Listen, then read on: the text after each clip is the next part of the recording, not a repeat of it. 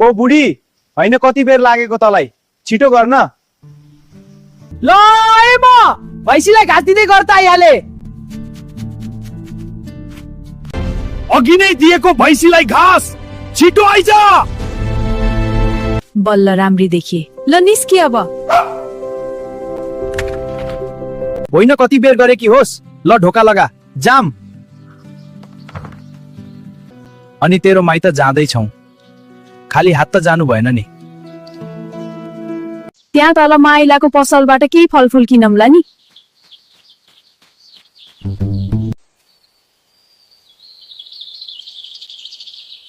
के छ हो माइला केरा र स्याउ कसरी दिएको छौ ओहो नि डुगुडुगिनी भएर कता केरा 50 को दर्जन र स्याउ 80 रुपियाँ किलो के साह्रो महँगो हो त नि बजारमा त 30 रुपियाँ दर्जन केरा पाउँछ त स्याउ चाहिँ चाहिँदैन अनि बजारबाट यति माथि ल्याउन नि पर्यो नि ल ल तिमी लैजाने भए 40 गरिदिन्छु लौसो भए 40 को 1 दर्जन गर्देऊ देख्यौ मेरो घटाउने शक्ति माने मैले तिमीलाई हेर अलि छिटो हिँडौँ साँझ पर्यो हैन दौडिन त भनेको होइन नि यो कुकुरलाई त केही भन्न पनि नहुने हे प्रभु ओए बुढी हेर त यता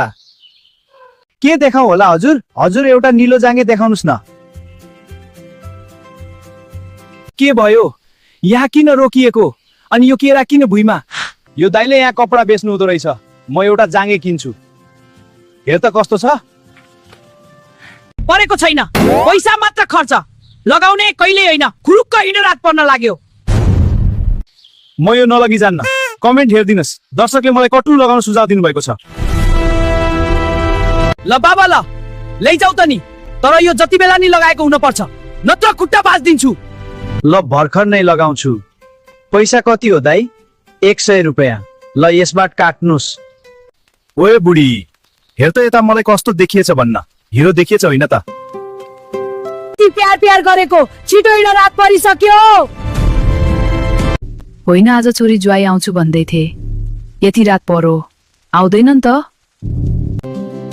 आमा ओ आमा कता हुनुहुन्छ ल हामी आयौं ल भित्र आइजा म भान्सामा छु दुध त आउँदै यतै आइजा नमस्कार आमा नमस्कार आमा सन्चै हुनुहुन्छ नमस्ते ल बसम न यो गुन्द्रीमा अनि आमा हजुरलाई के कस्तो छ यो कोसेली हजुरलाई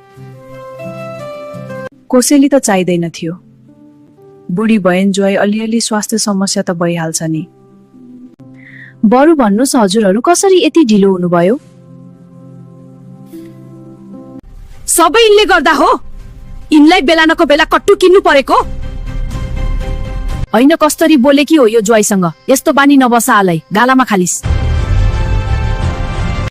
दर्शकहरूले कटु लगाउनु भनेर किनेको हो ढिलो गर्छु भनेर होइन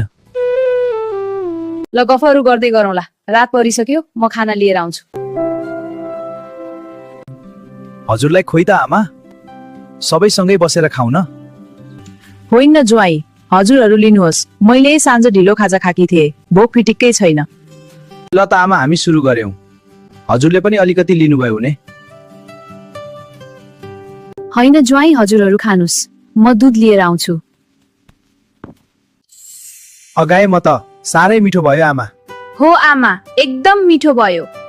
ल आमा अब हामी सुत्न जान्छौं त्यत्रो बाटो हिँडेर आएको थकै पनि लागेको छ यो भाडा भोलि मैले माझौला ल ल तिमीहरू जाऊ म यिनी भाँडा भित्र राखेर सुत्छु ओए बुढी अलि पर जा न मनी सुत्छु हैन कति छिटो निदैछ त खुरुक्क न भुइँमा सुत्त परेको छैन खाटामा सुत्न तिमीले गर्दा आज आमाले मलाई गाली गर्नुभयो होइन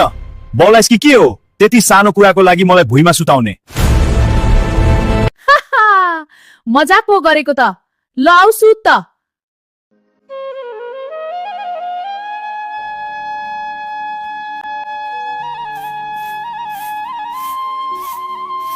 छोरी ओ छोरी हैन अझै उठेकी छैन क्या हजुर आमा म उठिसके लौ धेरै सुतिएछ ऐन किन चिच्याउँछ यो बिहान बिहान? सुन्दैनौ यत्रो बेर सुतेको भनेर आमा कराको। ओहो 8 बजिसकेछ। यत्रो बेर सुतेपछि नकराएर फुलमाला लगाइदिनुहुन्छ त? तिमी चाहिँ बेला नको बेला मजाक नगर है, हिँड बाहिर। होइन नसकिने भयो यिनीहरूसँग। यति बेर नि कोही सुत्छ? आयो आमा आयो, यति बेर पनि कोही सुत्छ? लाज मर्दो। हिजो त्यत्रो हिँडेको धेरै थाकिएछ आमा, निन्दा पनि गहिरो लागेछ। त छोडिदिऊ यो कुरा, जा छोरी चिया बना। ज्वाइँलाई भोक पनि लागेछ होला। होइन आमा, हामी घरतिर लाग्छौं, घरमा भैँसी एक्लै छ।